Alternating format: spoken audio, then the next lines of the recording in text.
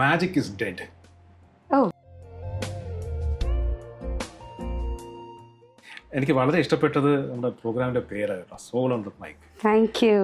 അതിനകത്തും ഒരു മാജിക് ഉണ്ട്. Because what is not magic, everything is magic. അല്ലെങ്കിൽ എല്ലാത്തിനകത്തും ഒരു മാജിക് നമുക്ക് കണ്ടെത്താൻ പറ്റും.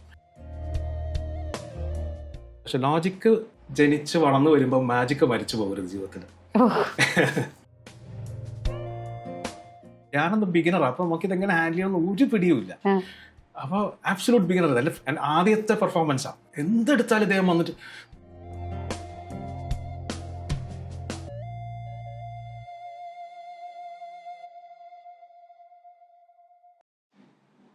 We often call love magical, a voice or music magical.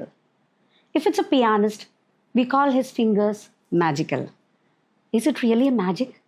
Or just the mind playing a beautiful illusion on us? നിങ്ങൾക്കും എനിക്കും അറിയാത്ത കുറേ ചോദ്യങ്ങളുടെ ഉത്തരവുമായി today I have someone who doesn't just believe in magic, but he controls it. Welcome to Soul on the Mic, Mr. Rajamurthy. Thank you. ഞാൻ മൂർത്തിയേട്ടാന്ന് വിളിച്ചോട്ടെ? Please, അതാണ്. മൂർത്തിയേട്ടാ, മൂർത്തിയേട്ടന് എന്താ തോന്നണേ, ലവ് മാജിക്കലാണോ ശരിക്കും? അല്ലേ? അങ്ങനെ എക്സ്പീരിയൻസ് ചെയ്തിട്ടുണ്ടോ? ഡെഫിനറ്റ്ലി. പിന്നെ ആലോചിച്ച് നോക്കുക, അത് ഈ പറഞ്ഞതെല്ലാം മ്യൂസിക്, ലവ്, മാജിക് ആലോചിച്ച് നോക്കുകയാണെങ്കിൽ ഇതൊന്നും ഇല്ലാത്തൊരു ലൈഫിനെ കുറിച്ച് ചിന്തിക്കാൻ പറ്റില്ലല്ലോ, അല്ലേ? So what is actually a magic? Rahana, what is magic എന്ന് ചോദിക്കുമ്പോൾ എനിക്ക് മനസ്സിൽ വരുന്നത് ചിരിച്ചാ ചോദ്യം. What is not magic? Everything is magic. അല്ലെങ്കിൽ എല്ലാത്തിനകത്തും ഒരു മാജിക് നമുക്ക് കണ്ടെത്താൻ പറ്റും. But before we go into that I have to mention നമ്മുടെ പ്രോഗ്രാമിൻ്റെ പേരിൻ്റെ കാര്യത്തിൽ അതിൽ പോലും വലിയൊരു മാജിക് ഇല്ലേ. സോൾ ഓൺ ദ മൈക്ക് എന്ന് പറയുമ്പോൾ ആലോചിച്ച് നോക്കൂ, ലോജിക്കായിട്ട് ചിന്തിക്കുകയാണെന്നുണ്ടെങ്കിൽ how can you ever put a soul on mic, exactly അല്ലേ? അപ്പോൾ അതിനകത്തുണ്ട് beautiful title, loved it. Thank you so much. And talking about this, നമ്മൾ മാജിക്കിനെ കുറിച്ച് പറഞ്ഞില്ലേ, ഒന്ന് ആലോചിച്ച് നോക്കി, നമ്മുടെ ജീവിതം തുടങ്ങുന്നതിനൊരു മാജിക് അല്ലേ? അതായത് നമ്മളിപ്പോൾ രഹന, എനിക്ക് തോന്നുന്നു രഹന ചോദിച്ചത് രണ്ട് പെർസ്പെക്റ്റീവ്, നമ്മൾ സ്റ്റേജിൽ കാണുന്ന ഒരു പെർഫോമൻസിൻ്റെ എന്നുള്ള രീതിയിലും അല്ലാതെ magic on A broader. Okay, എനിക്ക് തോന്നുന്നു വിൽ നാരോ ഇൻ ഒരു ബ്രോഡർ പെർസ്പെക്റ്റീവിൽ നോക്കുമ്പോൾ, ഇമാജിൻ ലൈക്ക് നമ്മൾ ജനിക്കുന്ന സമയത്ത് നമ്മളിപ്പോൾ നമ്മൾ ഷോയ്ക്ക് മാജിക് ഷോ കാണാൻ പോകുന്നു. ഇനീഷ്യലി കേർട്ടൻസ് ഒക്കെ താഴെയാണ്, എന്താ സംഭവിക്കാൻ പോകുന്നത് നമ്മൾ അറിയില്ല. കേർട്ടൺ മാറുന്നു, there is light, music, everything comes, ഒരു പെർഫോമർ വരുന്നു, ഈ ഡസ് തിങ്സ്. നമ്മളിത് മൊത്തം ഇങ്ങനെ കണ്ട് അതിശയിച്ച് ഇത് എന്താണ് എന്ന് മനസ്സിലാകാതെ അന്തം വിട്ടിരിക്കുന്ന ഒരു ഒന്ന് ആലോചിച്ച് ഇത് തന്നെയല്ലേ ജീവിതത്തിന് സംഭവിക്കുന്നത്. നമ്മുടെ കോൺഷ്യസ് ഡെവലപ്പ് ചെയ്യും മുൻപായിട്ട് you are bone, you open your eyes, കുറേ ബ്ലാങ്ക് കാഴ്ചകൾ മാത്രം, കുറച്ച് ശബ്ദം മാത്രം, ഒന്നും മനസ്സിലാകാത്തൊരവസ്ഥ. അത് നമ്മുടെ ഓർമ്മയിൽ ഇപ്പോൾ ഇല്ല, നമ്മുടെ ഒരു ജനിച്ച സമയത്തുള്ള സമയം പറയുന്നത്. And then you see things and everything is a wonder for you. എല്ലാത്തിനകത്തും നമുക്കൊരു അതിശയം ഉള്ളൊരു കാലം ഉണ്ടായിരുന്നല്ലോ. അപ്പോൾ അവിടെ ചിന്തിക്കുകയാണെങ്കിൽ ലൈഫ് വാസ് സോ ബ്യൂട്ടിഫുൾ ആ സമയത്ത് നമുക്ക്. കാരണം മനസ്സിൽ ഭാരമില്ല. അവിടെ നോളജ് അല്ല, ശരിക്കും ഇഗ്നറൻസ് ഇസ് എ ബ്ലിസ് എന്ന് പറയുന്നത് നമ്മൾ ശരിക്കും ലൈഫ് സ്റ്റാർട്ട് ചെയ്യണേ. ആ ഒരു experience in totality is magic, അല്ലേ? സോ അവിടെ നിന്ന് നമ്മൾ വരുന്ന സമയത്ത് കുറച്ച് വരും കഴിയുമ്പോൾ we try to understand things. നമുക്ക് ഓരോന്ന് പഠിക്കും, ലോജിക്ക് വരും. ലോജിക്ക് വേണ്ടെന്ന് പറയുന്നില്ല, പക്ഷെ ലോജിക്ക് ജനിച്ച് വളർന്നു വരുമ്പോൾ മാജിക്ക് മരിച്ചു പോകരുത് ജീവിതത്തിൽ. ഒരു ബാലൻസിൽ ചില കാര്യങ്ങൾ ചോദിക്കാതെ, എൻ്റെ പെർസ്പെക്റ്റീവ് പറയാം, whether it is in beliefs, whatever it is, ചില ചോദ്യങ്ങൾ സ്വയം ചോദിക്കാതിരിക്കുക, ചിലതിൻ്റെയൊക്കെ ഉത്തരം കണ്ടെത്താതിരിക്കുക. അത് ചിലപ്പോൾ ആ ഇഗ്നറൻസിലൂടെ പോകുന്നതിനൊരു സുഖമുണ്ട്. നമുക്കറിയാം, ചിലപ്പോൾ ചോദിച്ച് ഉത്തരം കിട്ടിയാൽ പിന്നെ അത് ആ ഒരു സബ്ജക്റ്റ് മരിച്ചു പോകും. അപ്പോൾ അതുപോലെ തന്നെയാണ് മാജിക്കിൽ പറയുന്നത്. ഒരിക്കലും സീക്രറ്റ്സിന്റെ കാര്യം പറയുമ്പോൾ ഞാൻ പറയാറുണ്ട്, ഡോണ്ട് ലുക്ക് അറ്റ് സീക്രറ്റ്സ്. അത് കിട്ടുകയാണെങ്കിൽ അവിടെ ലോജിക്ക് എങ്ങനെ ഡെവലപ്പ് ചെയ്യും. പക്ഷെ അവിടെ നിങ്ങളുടെ മനസ്സിനകത്ത് അതുവരെ ഉണ്ടായിരുന്ന ഒരു ചാം, ഒരു ഫീൽ, ആ ഒരു magic, that will die immediately. ആ ഒരു എക്സ്പ്ലനേഷനിലേക്ക് ഈവൻ ലൈഫിൽ ഇപ്പോൾ മൂർത്തിയേട്ടൻ പറഞ്ഞ പോലെ ഡീറ്റെയിലിങ്ങിലേക്ക് പോവാതിരിക്കുന്നത് തന്നെയാണ് ലൈഫിന്റെ മാജിക് എക്സ്പീരിയൻസ് ചെയ്യാനുള്ള ഏറ്റവും നല്ല ഉപാധി, അല്ലേ? എക്സാക്ട്ലി. ഇപ്പോൾ for instance like if you get A book saying that നിങ്ങൾ നമ്മളെ അവസാന ദിവസം വരെ നമ്മൾ എങ്ങനെയായിരിക്കും എഴുന്നൊരു പുസ്തകം കൈ കിട്ടുകയാണെങ്കിൽ ചിലർ വായിക്കുമായിരിക്കും. ഞാനൊക്കെ വലിച്ചെറിയ പുസ്തകം, എനിക്കത് അറിയണ്ട. എന്തിനാ അറിയുന്നേ? അറിഞ്ഞാൽ പോയില്ലേ. ഇനി കമ്മിങ് ബാക്ക് ടു പെർഫോമൻസ്, ഒരു ആസ് എൻ ആക്ട് എപ്പോഴായിരുന്നു ഈ മാജിക്കിന്റെ ഉത്ഭവം അല്ലെങ്കിൽ ഉറവിടം? മാജിക്കിന്റെ ആണോ ചോദിക്കുന്നത്? അതെ, as a performance. Okay, as a performance അത് it was a slow evolution. അതായത് മാജിക്കിന്റെ ഹിസ്റ്ററിയിൽ പറയുന്നത് വെച്ചാൽ ഇനിഷ്യൽ മെജീഷ്യൻസ് എന്ന് പറയുന്നത് ഈ നേച്ചറിന്റെ സീക്രട്സ് അറിയാവുന്ന ഒരു പക്ഷേ മരത്തിന്റെ ചോട്ടിൽ കിടന്നുറങ്ങിയിരുന്ന ആൾക്കാർ ആണ്. അപ്പൊ അവർക്ക് ഈ പ്രകൃതിയിൽ വരുന്ന മാറ്റം ഇവർക്ക് നന്നായിട്ട് അറിയാം.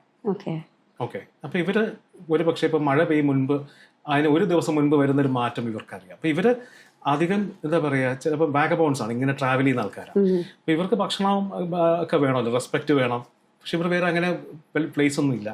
അപ്പൊ ഇവരെന്താ ചെയ്യുന്നത് വെച്ചാൽ, ഒരു പക്ഷേ ഇത് 2 വേർഷൻ ഉണ്ട് മാജിക്കിന്റെ ഹിസ്റ്ററിക്കകത്ത്. ഒരു വേർഷനിൽ പറയുന്നത് ഇവര് വല്ല കുന്നിന്റെ മുകളിലൊക്കെ കയറി വലിയൊരു വടിയൊക്കെ എടുത്ത് ആകാശത്ത് ഇങ്ങനെ ചൂറ്റി കാണിച്ച് എന്തെങ്കിലുമൊക്കെ ശബ്ദമൊക്കെ ഉണ്ടാകും. കുറച്ച് കഴിയുമ്പോൾ ഇടിയും മഴയൊക്കെ പോയി. അപ്പൊ ആൾക്കാർ വിചാരിക്കും ഇവരിത് കാണിച്ചത് കൊണ്ടാണ്.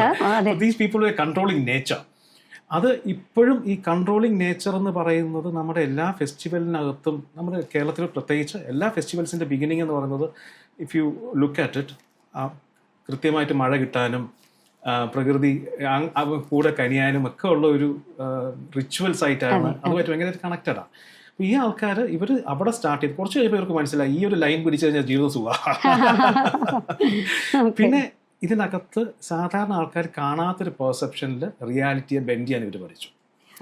ഓക്കെ, ഒരേ കാര്യം സാധാരണ ഒരാൾക്ക് മനസ്സിലാകാത്ത രീതിയിൽ ചെയ്യുമ്പോൾ അതിനകത്തൊരു മിസ്റ്ററി കൊണ്ടുവരാൻ ഇവർ എലമെന്റ് പഠിച്ചു. ഇങ്ങനെ വന്ന് ഇതിനകത്തൊരു ഡാർക്കർ സൈഡ് പറ്റിയെന്ന് വെച്ചാൽ ഇതിനകത്ത് പറയുന്നത് ലോങ് ജേർണിയാണ്, തൗസൻഡ്സ് ഓഫ് ഇയേഴ്സിന്റെ ഒരു ജേർണിയാണ്. ഒരു 16th century ഒക്കെ ആയപ്പോഴേക്കും ഇംഗ്ലണ്ടിലൊക്കെ പ്രത്യേകിച്ച് മാജിക് ഒരാൾ ചെയ്തെന്നുണ്ടെങ്കിൽ അയാളെ കെട്ടിയിട്ട് ചുറ്റും മറ്റേ വിറകൽ വെച്ച് കത്തിച്ചും കൊല്ലും. Because they thought he was a witch. He or she was a witch. Witch ക്രാഫ്റ്റുമായിട്ടാണ് മാജിക്കിനെ അസോസിയേറ്റ് ചെയ്യുന്നത്. അപ്പം ആലോചിച്ച് നോക്കുക, ഒരു ആർട്ടിന്റെ എവല്യൂഷൻ ആദ്യമേ അത് ആർട്ടായിട്ട് അക്സെപ്റ്റ് ചെയ്യാതെ, കാരണം മാജിക്കിന് നിഗൂഢതയുണ്ട്, അത് നിഗൂഢമായിട്ടേ കാണിക്കാൻ പറ്റും. അപ്പോൾ ഈ നിഗൂഢത കൂടിപ്പോയത് കൊണ്ടായിരിക്കും അവർക്ക് ആർക്കും മനസ്സിലാകുന്നില്ല. അപ്പോൾ ഒരു വ്യക്തിക്ക് ചെയ്യാൻ പറ്റുന്ന കാര്യമല്ലെന്ന് മനസ്സിലായപ്പോൾ ഇവർ ചെയ്തത് ഇത് വിച്ച് ക്രാഫ്റ്റ് ആണ്. അപ്പോൾ അവർ they were killed, these people, they were burned alive. അതുകൊണ്ടാണ് മാജിക്കിന്റെ റെക്കോർഡിക്കലി ഉള്ള ആദ്യത്തെ പുസ്തകം റെജിനാർഡ് സ്കോട്ട് എന്ന് അദ്ദേഹം എഴുതിയ the discovery of which craft എന്നാണ്. ഡിസ്കവറി ഓഫ് മാജിക് അല്ല, the discovery of which craft. നിങ്ങൾ വിച്ച് ക്രാഫ്റ്റ് എന്ന് വിശ്വസിക്കുന്ന കാര്യത്തിന്റെ പിന്നിലെ യാഥാർത്ഥ്യം ഇതാണ് എന്ന് തുറന്നു പറഞ്ഞുകൊണ്ട് എഴുതുന്ന ഒരു പുസ്തകം. അതിന് മുൻപും 1-2 ഉണ്ട്. ഈവൻ ഡാവിഞ്ചി ഒരു പുസ്തകം എഴുതിയിട്ടുള്ളതായിട്ട് പറയപ്പെടുന്നുണ്ട്. പക്ഷേ റെക്കോർഡിക്കലി ആദ്യത്തെ പുസ്തകം എന്ന് പറഞ്ഞ ഇതാണ്. അപ്പോൾ that happen in the 16th century, Reginald Scot. അപ്പോൾ അവിടെ നിന്ന് വന്നൊരു 16th or 18th century I guess, ഇംഗ്ലണ്ടിലുള്ളതാണ്. അവിടെ നിന്ന് വന്നൊരിതാണ്. And then from there it evolved. അത് ഇറ്റ് ഇസ് സ്റ്റിൽ ഇവോൾവിങ്. നമ്മൾ കഴിഞ്ഞു എന്ന് വിചാരിക്കുന്ന സ്ഥലത്ത് നിന്ന് ഇത് വീണ്ടും തുടങ്ങിക്കൊണ്ടിരിക്കുകയാണ്. ഇൻഫാക്ട് ഒരു രസകരമായ ഒരു കാര്യം പറഞ്ഞാൽ, I don't know if I am talking too much, magic is dead. ഒരു സ്റ്റേറ്റ്മെന്റ് ആണ്, മാജിക് ഇസ് ഡെഡ്. ഇനി മാജിക് ഇല്ല, കഴിഞ്ഞു. കാരണം ഇതിന്റെ രഹസ്യമൊക്കെ എല്ലാവർക്കും അറിയാം, ഇനി ഈ ആർട്ട് കൊണ്ട് ഒരു കാര്യമില്ല എന്നൊരു സ്റ്റേറ്റ്മെന്റ്. ഇത് പത്രങ്ങളിലടക്കം അച്ചടിച്ച് വന്നു തുടങ്ങിയിട്ട് 200 വർഷത്തിൽ കൂടുതലായി. ഇതിൻ്റെ ഒരു കളക്ഷൻ തന്നെയുണ്ട്. മാജിക് ഇസ് ഡെഡ് എന്ന് പറഞ്ഞ് പല കാലഘട്ടത്തും ഇപ്പോൾ എന്നോടൊക്കെ തന്നെ പലരും പറയാറുണ്ട്. കുറച്ചു കാലം മുൻപ് നമ്മുടെ ടി വിയിൽ ഒരു മാസ്റ്റർ മജീഷ്യൻ ഉണ്ടായിരുന്നു. അപ്പോൾ ഇനി കഴിഞ്ഞു അല്ലേ, കാരണം പുള്ളി വന്ന് എല്ലാം കാണിച്ചല്ലോ. ഈ എല്ലാം എന്ന് പറയുന്നത് ഇവർ മനസ്സിലാക്കുന്ന എല്ലാം ഒന്നും അപ്പുറത്തോട്ടുണ്ട്. Very very vast area, wonderful art also. എങ്കിലും ഇതൊരു ഇല്യൂഷനാണ്, ട്രിക്സ് ആണ് എന്നൊക്കെ പറഞ്ഞാലും ഇത് കാണാൻ ഇപ്പോഴും അതേ ക്യൂരിയോസിറ്റി കുട്ടികളാവട്ടെ, മുതിർന്നവരാണ്, ഈവൻ ഇൻ്റലിജൻറ്റ് പീപ്പിൾ, അവർ ചില സമയത്ത് പറയും എന്നെ അങ്ങനെ പറ്റിക്കാനൊന്നും പറ്റില്ല, ഈ ട്രിക്കൊക്കെ എൻ്റെ അടുത്ത് നടക്കില്ല, എന്നാലും വന്നിരുന്ന് കാണും അല്ലേ, പറ്റില്ല, ഇത് ഞാൻ കണ്ടുപിടിക്കും എന്നുള്ളൊരു മാനസികാവസ്ഥയിൽ തന്നെയാണ് വന്നിരിക്കുന്നത്. അതിനെക്കുറിച്ച് എന്താണ് പറയാനുള്ളത്? ഒരു intelligent human being compared to കുട്ടികൾ. ഓക്കെ, ഈ ഇന്റലിജന്റ് ഹ്യൂമൻ ബീങ് നമ്മൾ കാണുന്നതല്ലേ, അയാൾക്കകത്തൊരു കുട്ടിയുണ്ട്. എല്ലാവർക്കും until the day we pass we have a child. The child in us is intact. ചിലർക്ക് അത് കുറച്ച് എക്സ്പ്രസീവ് ആയിരിക്കും, ചിലർക്ക് കുറച്ച് ഓപ്പൺ ആയിരിക്കും. പിന്നെ ഈ ഇന്റലിജൻസിന്റെ കാര്യം പറഞ്ഞാൽ ഞങ്ങൾ മാജിക്കിൽ എപ്പോഴും പറയുന്ന ഒരു സ്റ്റേറ്റ്മെന്റ് ഉണ്ട്, the easiest person to be amazed is the intelligent one എന്ന് പറയും. കാരണം ഇത് എന്താണ്, അതിശയം ഉൾക്കൊള്ളണമെങ്കിൽ something has happened against logic. അപ്പൊ ലോജിക് എന്താണെന്ന് മനസ്സിലാക്കേണ്ട ഒരാൾക്ക്. അപ്പൊ അയാൾക്ക് ബുദ്ധി വേണം. ബുദ്ധിയുള്ള ഒരാൾക്ക് ഇത് എൻജോയ് ചെയ്യാൻ പറ്റും. ബുദ്ധിയില്ല, അതെനിക്ക് തോന്നുന്നു ഖലീൽ ജിബ്രാന്റെ ഭയങ്കര ബ്യൂട്ടിഫുൾ ആയിട്ടുള്ള സ്റ്റോറി ഉണ്ട്. അതിൽ പറയുന്നത് ഒരു ഫിഡിൽ വായിക്കുന്ന ഒരാൾ, അപ്പൊ അയാള് ഒരു ഗ്രാമത്തിൽ വന്നപ്പോൾ അവിടെ ഒരു ചന്ത കൂടിയിരിക്കുക. അപ്പോൾ ഇദ്ദേഹം തിരിച്ചാൽ ഇതിന് ഫിഡിലെടുത്ത് വെച്ചിട്ട് ആ ബഹളമുള്ള സ്ഥലത്ത് ഈ സ്റ്റാർട്ടഡ് പ്ലേയിങ്. ഓക്കെ. അപ്പോൾ ഇദ്ദേഹം വായിച്ചു വന്നപ്പോഴേക്കും കുറച്ച് കഴിഞ്ഞപ്പോഴത്തേക്കും ചുറ്റുമുള്ള ആൾക്കാരൊക്കെ ഒന്ന് സൈലൻ്റായി. കുറച്ച് പേര് അവരുടെ കയ്യിലുള്ള സാധനങ്ങളും അവർ ചെയ്യുന്ന ജോലിയൊക്കെ വെച്ചിട്ട് ഇയാൾക്ക് ചുറ്റും വന്ന് കൂടി നിന്നു. ഒരു 10 മിനിറ്റ് കഴിഞ്ഞപ്പോഴത്തേക്കും ജനം കൂടി. പിന്നെ ഇതിനകത്ത് ഒരാൾ ഡാൻസ് ചെയ്ത് തുടങ്ങി. ഈ ഒരാൾ ചെയ്യുന്നത് കണ്ടിട്ട് ബാക്കി എല്ലാവരും ഇദ്ദേഹം വായിക്കുന്നതിനനുസരിച്ച് ഇങ്ങനെ ചുറ്റും നൃത്തം വയ്ക്കുക. അവർ അതേ സോ ഹാപ്പി, അങ്ങനെ ശരിക്കും സന്തോഷിച്ച് ആനന്ദത്തിൽ നൃത്തം ചെയ്യുക. ഒരാൾ അതിലേക്ക് പോയി, അയാൾക്ക് കാത് കേൾക്കില്ല. ഇയാൾ നോക്കിയിട്ട് പറഞ്ഞു, ഇവരൊക്കെ എന്താ, ഇവർക്കൊന്നും വേറെ പണിയില്ല, ഭ്രാന്തന്മാരാണോ, ഒരാൾ നിൽക്കുന്നു ചുറ്റും കുറേ പേരൊന്ന് നൃത്തം ചെയ്യുന്നു പറഞ്ഞിട്ട്. ആ കഥ അവിടെ തീരുക. It's A huge philosophy. അദ്ദേഹം പറഞ്ഞൊരു ആ കഥയ്ക്കകത്ത് പറഞ്ഞ വലിയൊരു ഫിലോസഫിയാണ്. കാരണം അവിടെ ഈ ഇദ്ദേഹത്തിന് ഈ ഒരു വ്യക്തിക്ക് കാത് കേൾക്കാത്തത് കാരണം ഇത് മ്യൂസിക് എന്താണെന്ന് പുള്ളി കേൾക്കാൻ പറ്റുന്നില്ല. അപ്പോൾ അതിന് according to him everyone is a fool, ഇത് ഫോളോ ചെയ്യുന്ന എല്ലാവരും എന്ന് പറഞ്ഞതുപോലെ ഒരു ഇന്റലിജന്റ് ആയിട്ടുള്ള ഒരാൾക്ക് മനസ്സിലാകും ഇതിന്റെ ബാക്കിൽ എന്തൊക്കെ ആസ്പെക്ട്സ് ഉണ്ട്. അതില്ലാത്ത ഒരാൾക്ക് ഒറ്റ വാക്കിൽ തള്ളിക്കളയാൻ എളുപ്പമാണ്. ഇതൊക്കെ വെറുതെ ട്രിക്സ് അല്ലേ, ഇതൊക്കെ എന്തിനാ ഇത് കാണുന്നതെന്ന് ചോദിക്കാൻ. അത് എൻജോയ് ചെയ്യാനായിട്ടൊരു മനസ്സുള്ള ഒരാൾക്ക് ഇതിന് വാല്യൂ കിട്ടും. അത് പറഞ്ഞപ്പോഴാണ് ഞാൻ ഓർത്തത്, സാധാരണ രീതിയിൽ ഈ ട്രിക്സും മാജിക്കും ഒക്കെ കുട്ടികൾ കൂടുതൽ എൻജോയ് ചെയ്യുന്നതായിട്ട് കണ്ടിട്ടുണ്ട്. പക്ഷേ ഈ ഇടയ്ക്ക് ഞാൻ കണ്ട ഒരു ഷോയിൽ ആർട്ടിസ്റ്റ് കുട്ടിയോട് ചോദിക്കുകയാണ്, do you believe in magic? It was a big no. ഞാൻ സർപ്രൈസ്ഡ് ആയി. ഒരു കുട്ടിയുടെ എനിക്ക് തോന്നുന്നു almost 11 years or 12 years no എന്നാ പറഞ്ഞത്. Y so? അതെന്തായിരിക്കും അവന്റെ മറുപടി അങ്ങനെ? എനിക്കറിയില്ല. എനിക്ക് തോന്നുന്നു പ്രോബബ്ലി ഇതൊരു ട്രിക്കാണ് അല്ലെങ്കിൽ ഇതൊരു ഇല്യൂഷൻ ആണെന്ന് അവൻ അങ്ങോട്ട് ഉൾക്കൊണ്ടിട്ട് അവൻ ഒരിക്കലും അതിനെ ആക്സെപ്റ്റ് ചെയ്യില്ല എന്ന് മനസ്സിൽ ഉറപ്പിച്ചു വെച്ചിരിക്കുന്നത് കൊണ്ടാണോ? എനിക്ക് തോന്നുന്നു 2-3 ആംഗിൾ ഉണ്ട് രഹന. ഒന്ന്, the way we focus on education nowadays, you know, അതിനകത്ത് നമ്മൾ ആക്ച്വലി ടേക്കിംഗ് അവേ നമ്മൾ ഈ ഓൾ ദ എന്താ പറയുക എസെൻഷ്യൽ ഫാക്ടേഴ്സ് എന്ന് പറയുന്നത് ഇപ്പം ടെക്സ്റ്റ് ബുക്കിനകത്തുള്ളത് എല്ലാം ലോജിക്കലി മാത്രമല്ലേ പോകുന്നത്. അപ്പോൾ എനിക്ക് തോന്നുന്നു ഒരു പക്ഷേ ചില ഇംഗ്ലീഷ് ടെക്സ്റ്റിൻ്റെ ഒക്കെ സെക്കൻഡ് മീൻസ് ഇംഗ്ലീഷ് 2 എന്ന് പറയുന്ന ആ പേപ്പറിൽ ചില ബുക്സ് ഒക്കെ നല്ല രസകരമായ കഥകളും ചിന്തിപ്പിക്കാനൊക്കെ ഉള്ളത്. ബട്ട് അപ്പാർട്ട് ഫ്രം അതിൽ പിന്നെ മലയാളത്തിലും ഒക്കെ നല്ല സ്റ്റോറീസ് ഉണ്ട്. മലയാളം സബ്ജക്റ്റിനകത്തും നല്ല സ്റ്റോറീസ് ഉണ്ട്. അപ്പാർട്ട് ഫ്രം ദാറ്റ് ഇവരെ പഠിപ്പിക്കുന്ന എല്ലാം ലോജിക് ബേസ്ഡ് കാര്യങ്ങൾ മാത്രമല്ലേ. അപ്പോൾ എവിടെ വായിച്ച രസമൊരു സ്റ്റേറ്റ്മെന്റ് ഉണ്ട്, the biggest enemy of knowledge is not ignorance, it is the illusion of knowledge എന്ന് പറയും. അജ്ഞതയല്ല അറിവിന്റെ ശത്രു, അറിയാമെന്ന ധാരണയാണ്. അപ്പൊ ആ ധാരണ പുറത്തായിരിക്കാം ഒരു പക്ഷേ ആ കുട്ടി അങ്ങനെ പറഞ്ഞത്. അത് നോർമൽ. ആ ധാരണ എല്ലാവർക്കും വന്നു പോകും, ഒരു സമയം വരുമ്പം വന്നു പോകും. കുറെ കഴിയുമ്പോൾ അവർക്ക് മനഃപൂർവ്വം they force themselves to believe in magic. Because ഒരു ഏജ് കഴിഞ്ഞാൽ നമുക്ക് മനസ്സിലാവും we need magic in our life. Again magic എന്ന് പറയുമ്പോഴത്തേക്കും അവിടെ സ്റ്റേജിലെ മാജിക് അല്ല പറയുന്നത്, we want things to happen in our life. Exactly. ഇപ്പോൾ സ്റ്റേജിലെ പെർഫോമൻസ് പറയുമ്പോൾ which is easy to control, attention or belief? അയ്യോ, ഞാൻ ഇതുവരെ ചിന്തിച്ചിട്ടില്ലാത്തൊരു ചോദ്യമാണ്. Very good question. Attention or belief, which is easy to control? I would say it is attention. Because mindset ഓരോരുത്തരുടെ belief system different ആണ്. But if you control attention, gradually there will be a shift in the belief. Okay. ഇനിയിപ്പോൾ ബിലീഫിൽ ഇതിനകത്ത് മാജിക്കിൽ വിശ്വസിക്കൊന്നും വേണ്ട. ഇപ്പോൾ ഒരു performer magic ചെയ്യുമ്പോഴത്തേക്കും audience എന്ന് പറയുന്നവർ മാജിക് വിശ്വസിച്ചുകൊണ്ട് കാണേണ്ട കാര്യമൊന്നുമില്ല. ദേ ക്യാൻ ബി ദംസെൽവ്സ്, കുഴപ്പമൊന്നുമില്ല. But at least B neutral. Neutral ആണെങ്കിൽ നമുക്ക് ഇത് എൻജോയ് ചെയ്യാൻ പറ്റും. Neutral in the sense B open, accept ചെയ്യാൻ പഠിക്കുക. കാണുന്നത് കേൾക്കുന്നത്, നമ്മളൊരു നല്ലൊരു സിനിമ കാണുമ്പോൾ പലരും പലതരത്തിലാണ് കാണുന്നത്. ഒരു പക്ഷേ ആ തിയേറ്ററിനകത്ത് 300 പേരുണ്ടെങ്കിൽ അതിനകത്തൊരു 90% ആൾക്കാരും ആ സിനിമ ഇങ്ങനെ എൻജോയ് ചെയ്യും. അതിൻ്റെ മ്യൂസിക് വരുന്നതനുസരിച്ച്, അതിൻ്റെ മൂഡ് അനുസരിച്ച് ചിലപ്പോൾ കണ്ണ് നിറയും, തമാശ വരുമ്പോൾ ചിരിക്കും. ഇതിനകത്ത് കുറച്ച് പേര് ഇപ്പം ഫിലിം ബാക്ക്ഗ്രൗണ്ടിൽ വരുന്ന ഒരാളാണെങ്കിൽ ഇതിൻ്റെ ലൈറ്റിംഗ് എങ്ങനെ വെച്ചു, അതിൻ്റെ സ്ക്രിപ്റ്റ് എങ്ങനെയാണ് പോണേ, become bit more analytical.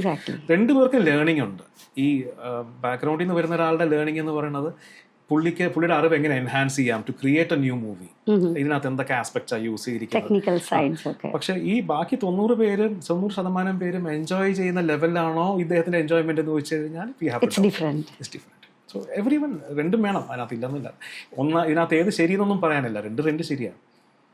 മൂർത്തിയേട്ടാ, 25 years of experience, 20 countries, 200 TV shows. അങ്ങനെ ഒരു നീണ്ട നിര തന്നെയുണ്ട് മൂർത്തിയേട്ടൻ്റെ ഒരു ജേണി അല്ലേ? Award winning magician. മൂർത്തിയേട്ടൻ്റെ ഈ ഒരു 25 ഇയേഴ്സിൽ മറക്കാനാവാത്ത ആക്ടോ അല്ലെങ്കിൽ വ്യക്തിയോ ഒരുപാടുണ്ടാവുമെന്ന് എനിക്കറിയാം. പക്ഷെ ഇപ്പോഴും ഓർത്തു ചിരിക്കുന്നതോ അല്ലെങ്കിൽ അത്ഭുതപ്പെടുന്നതോ അങ്ങനെ എന്തെങ്കിലും? I know you are A very good story teller. അല്ല, ഞാൻ ചോദിച്ചപ്പോൾ തന്നെ എനിക്ക് ഈ പ്രശ്നമുണ്ട് കേട്ടോ. കാരണം എന്താ അറിയോ, ഈ സ്റ്റോറി ടെല്ലർ എന്ന് പറഞ്ഞുകൊണ്ട് എനിക്ക് എന്ത് ഇൻസിഡന്റ് ചുറ്റും നടന്നാലും എന്തെങ്കിലും ഒരു സംഭവം, ഒരു കഥ ഓർമ്മ വരും. അപ്പോൾ ഞാനിരുന്ന് ചിരിക്കും. ചില സമയത്ത് ഇച്ചിരി ഓക്വേർഡ് ആവാറുണ്ട്. കാരണം ചുറ്റിരിക്കുന്നവർ ഞാൻ ഒരു കാരണമല്ലാതെ ഒരുത്തിരുന്ന് ചിരിക്കുന്നു. ബട്ട് ഈ നേരത്തെ ഞാൻ ചോദിച്ചു വന്നപ്പോൾ തന്നെ മറക്കാനാവാത്ത ഇൻസിഡന്റ് എന്നൊക്കെ പറയുമ്പോൾ എനിക്ക് ആദ്യം മനസ്സിൽ വരുന്നത് എൻ്റെ ആദ്യത്തെ ഷോ ആണ്. എപ്പോഴായിരുന്നു അത്? 97. അത് ഷോ എന്ന് വെച്ചാൽ അങ്ങനെയല്ല, 1996 എൻഡിൽ പ്രൊഫഷണൽ ഷോ ഒന്നുമില്ല, ഞങ്ങളുടെ ഫ്രണ്ട്സ് സർക്കിൾ. അപ്പോൾ എനിക്ക് ഏറ്റവും ഇഷ്ടമുള്ള മാജിക് ക്ലോസ് മാജിക് എന്ന് പറയുന്നത് സ്റ്റേജിലല്ല, തൊട്ടടുത്ത് നിന്ന്. ഇപ്പോഴും my favourite magic. Waiting for it കേട്ടോ. കഴിഞ്ഞ് നമുക്ക് ആ ട്രിക്സിലേക്ക് വരണം. അപ്പോൾ അന്ന് കുറച്ച് ആക്ടൊക്കെ പഠിച്ച് പ്രാക്ടീസ് ചെയ്ത് ഇങ്ങനെ നിൽക്കുമ്പോഴാണ് ഞങ്ങളൊരു സോഷ്യൽ സർക്കിളിൽ ഒരാൾക്ക് അറിയാം ഞാൻ മാജിക് പഠിക്കുന്നുണ്ടെന്ന് പറഞ്ഞു, ഞാൻ ചെയ്യുന്നുണ്ട്. അപ്പോൾ പറഞ്ഞു ഞങ്ങളൊരു ഫംഗ്ഷൻ ഒന്ന് ചെയ്യാവോ എന്ന് ചോദിച്ചു. അപ്പോൾ നമ്മൾ ചെയ്യാം. അപ്പോൾ ഞാൻ സന്തോഷമായി. ആദ്യത്തെ ഒരു ഗിഗല്ല, ആദ്യത്തെ ഒരു പെർഫോമൻസിൻ്റെ സംഭവം കിട്ടുകയല്ലേ. അപ്പോൾ പെയ്ഡൊന്നുമില്ല. അപ്പോൾ ചെന്ന് ഞാൻ ഒരു സൂട്ട് കേസിൽ, ചെറിയൊരു സൂട്ട് കേസിൽ, എൻ്റെ അച്ഛൻ്റെ ഒരു സൂട്ട് കേസിനകത്ത് സാധനങ്ങളൊക്കെ വെച്ചുകൊണ്ട് ഒരു ടേബിളൊക്കെ എടുത്ത് വെച്ച് ഞാൻ കൊണ്ടുവച്ചപ്പോഴേക്കും ഇവിടെ ഒരു ചേട്ടൻ വന്നിരുന്നു. നല്ല പ്രായമുള്ള ഒരു മനുഷ്യനാണ്.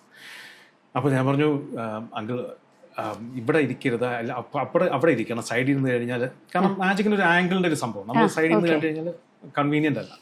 അപ്പോൾ പുള്ളി പറഞ്ഞെന്നറിയോ, മോനെ ഇതൊക്കെ എനിക്കറിയാം, നീ ധൈര്യമായിട്ട് ചെയ്തോ, ഇതൊക്കെ ഞാൻ കുറെ മാജിക് ചെയ്യുന്ന ആളാണ്, കുഴപ്പമില്ല, ഞാൻ മിണ്ടില്ല, ഇവിടെ ഇരുന്നോളാം. അതേ 2 കഴിച്ചിട്ടൊക്കെ ഉണ്ട്. അപ്പോൾ ഞാൻ അറിയാമെന്ന് പറഞ്ഞതല്ലേ, ഇത്രയും പ്രായമുള്ള മനുഷ്യനും കൂടിയാണ്. ഞാനത് വിശ്വസിച്ചിട്ട് ഒരു കാർഡ് എടുക്കും, ഒരു ഡെക്ക് എടുത്തു, ആരെങ്കിലും ഒരു കാർഡ് സെലക്ട് ചെയ്യും, താഴെ വെക്കും, അപ്പോഴേക്കും പുള്ളി ഇതെടുക്കും, എനിക്കിങ്ങനെ കാണിക്കും.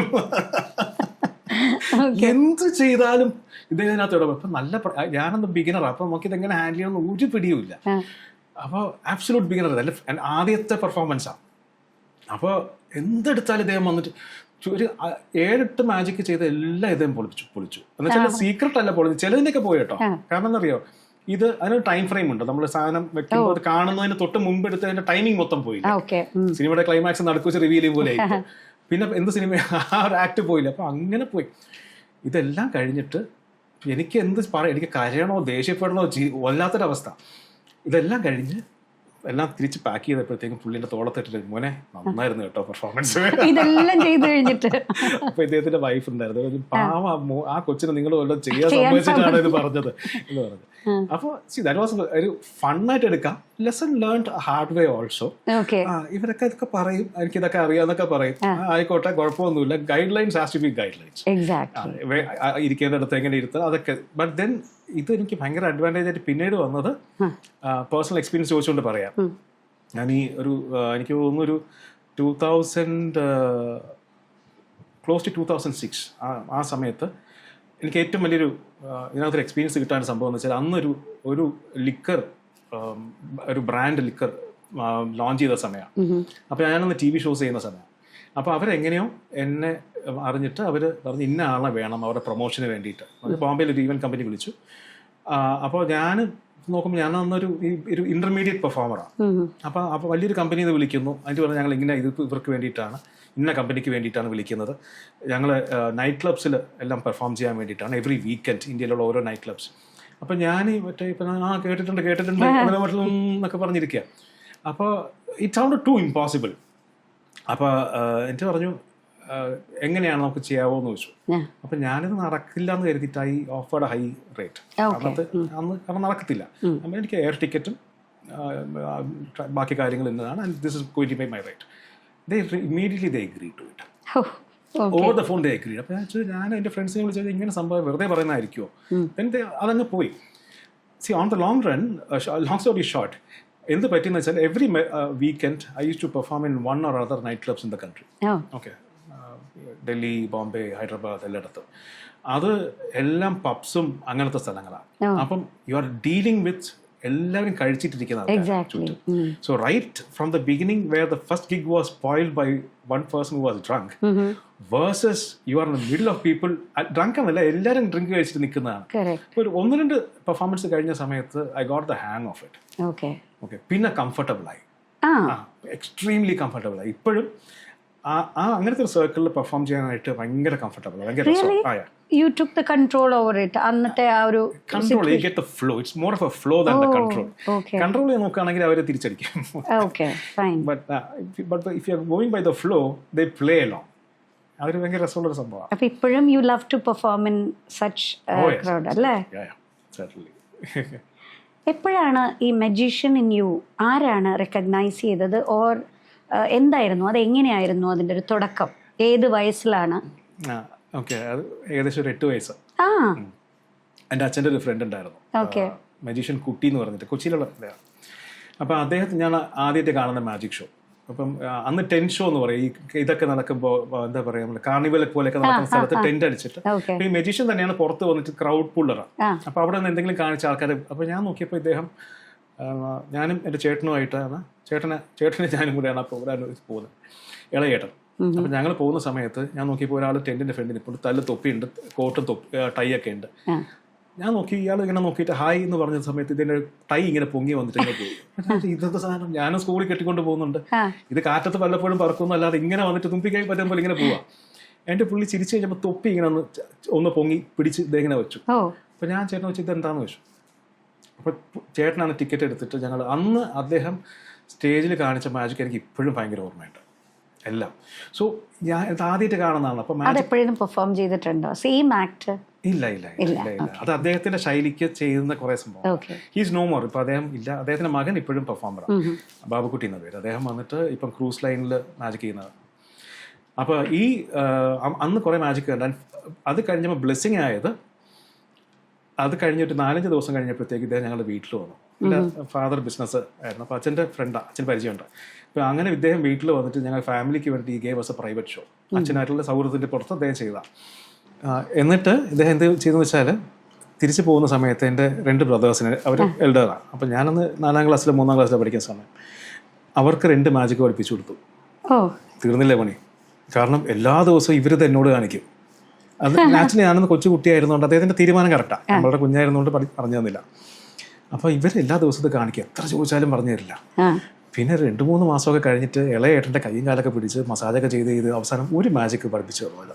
2 തീക്കൊള്ളി കൊണ്ടുള്ളൊരു മാജിക്കാണ് ഞാൻ പഠിക്കുന്ന ആദ്യത്തെ മാജിക്. അതാണ് അന്ന് എക്സൈറ്റ്മെന്റ് എന്ന് പറഞ്ഞാൽ ഈ സാധനം പഠിച്ചിട്ട് അടുത്ത ദിവസം സ്കൂളിൽ പോയപ്പോഴത്തേക്കും മാച്ച് ബോക്സ് കൊണ്ടുപോയി, കുറച്ച് മാസ്റ്റിക് മാത്രമായിട്ട് പേപ്പറിൽ പൊതിഞ്ഞ് കൊണ്ടുപോയി സ്കൂളിൽ കൊണ്ട് കാണിച്ചു.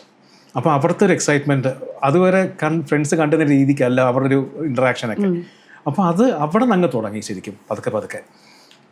അടുത്തൊരു മാജിക് പഠിക്കുന്നത് ഈ ഒരു ഇൻസിഡന്റ് കഴിഞ്ഞിട്ട് ചിലപ്പോൾ ഒരു വർഷമോ അല്ലെങ്കിൽ 2 വർഷമോ കഴിഞ്ഞിട്ടാണ്. അന്ന് റിസോഴ്സ് ഇല്ലല്ലോ, അന്ന് നമുക്ക് ബുക്സിനുള്ള ആക്സസ് ഇല്ല, ഇന്റർനെറ്റ് ഒന്നും കേട്ടിട്ടില്ല, ഇല്ല TV ഇല്ല. അപ്പോൾ ആകെയുള്ളൊരു റിസോഴ്സ് പുസ്തകങ്ങളാണ്. പക്ഷേ ഇതിൻ്റെ ബുക്സ് എവിടെ കിട്ടുമെന്ന് അറിയില്ല. പിന്നെ എവിടെയെങ്കിലും ആരെങ്കിലും ഒരാൾ മാജിക് കാണിക്കുമ്പോഴത്തേക്കും കൂടെ നിന്ന് സംസാരിച്ച് ചോദിച്ചു അങ്ങനെ മെല്ലെ അതിൻ്റെ ഒരു ഗുണം പറഞ്ഞു തരാം. അതായത് എനിക്ക് തോന്നുന്നു, നമ്മളിപ്പോൾ മാജിക്കിൽ പറഞ്ഞൊരു സാധനമുണ്ട്, ഒരാൾക്ക് മാജിക്ക് പഠിപ്പിച്ച് കൊടുക്കണ്ടെന്നുണ്ടെങ്കിൽ കുറേ പഠിപ്പിച്ചു കൊടുക്കുക. പഠിപ്പിച്ചു കൊടുക്കണ്ട എന്നുണ്ടെങ്കിൽ കുറേ പഠിപ്പിച്ചു കൊടുക്കാം, ഒന്നും പഠിക്കില്ല. അതേസമയം അത് എനിക്ക് തോന്നുന്നു നമ്മൾ ഈവൻ മാജിക്കിൽ അല്ല കേട്ടോ, കുട്ടികൾ ഇപ്പോൾ ചില മാസങ്ങളുള്ള കുട്ടികളൊക്കെ ഉണ്ടാവും, പടം വരയ്ക്കാനായിരിക്കും, ചിലർക്ക് മ്യൂസിക്കിലായിരിക്കും. കുഞ്ഞിന് കിട്ടേണ്ട അളവ് അറ്റൻഷനെ കിട്ടാവും.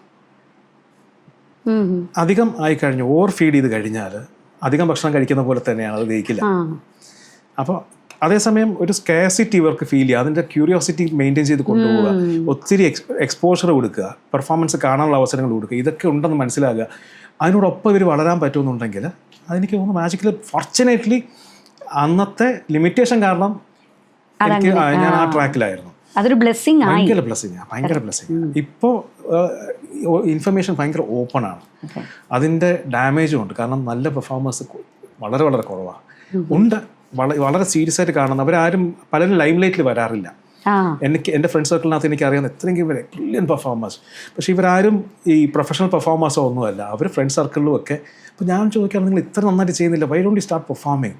Okay. അവർക്ക് അത് താല്പര്യമില്ല. അവർക്ക് അങ്ങനത്തെ ഒരു പ്രൊഫഷണൽ രീതിക്കോ, നമ്മൾ പ്രൊഫഷണൽ ആവണം, but at least let the world see what you are doing. Exactly. But they are doing it, അല്ലേ? അത് ചെയ്യുന്നു. ഒരു ബിഹൈൻഡ് ദ സീൻ പോലെ ചെയ്യുന്നുണ്ട്. അറ്റ് ദ സെയിം ടൈം ഒത്തിരി പേര് സ്പോയിലായി പോകുന്നുണ്ട്. ഇത് പെട്ടെന്ന് കിട്ടുമ്പോൾ ഇത്രയല്ലേ ഉള്ളൂ എന്ന് പറഞ്ഞിട്ട്. ഒരു കാര്യം ശ്രദ്ധിച്ചിട്ടുണ്ട്. കാരണം അതായത് നമ്മളൊക്കെ കരുതുന്നത് നമ്മുടെ നോളജാണ് നമ്മൾ ഡ്രൈവ് ചെയ്യുന്നതാണ്. ആക്ച്വലി നോളജ് അല്ല, ഇഗ്നറൻസാണ് ഡ്രൈവ് ചെയ്യുന്നത്. It is A search for knowledge, അല്ലേ? നമുക്ക് എവിടെ ഒരു സാധനം നമ്മൾ അന്വേഷിച്ച് പോകുന്നൊരു യാത്രയുണ്ടല്ലോ, നമ്മൾ ഡെസ്റ്റിനേഷനിലേക്കുള്ള യാത്ര പോലെയാണ്. ആ ജേർണി ഈസ് ബ്യൂട്ടിഫുൾ. ഉറങ്ങാതെ കണ്ണ് തുറന്നിരുന്ന കാണുന്ന കാഴ്ചകളൊക്കെ ഭയങ്കര ബ്യൂട്ടിഫുള്ളാണ്.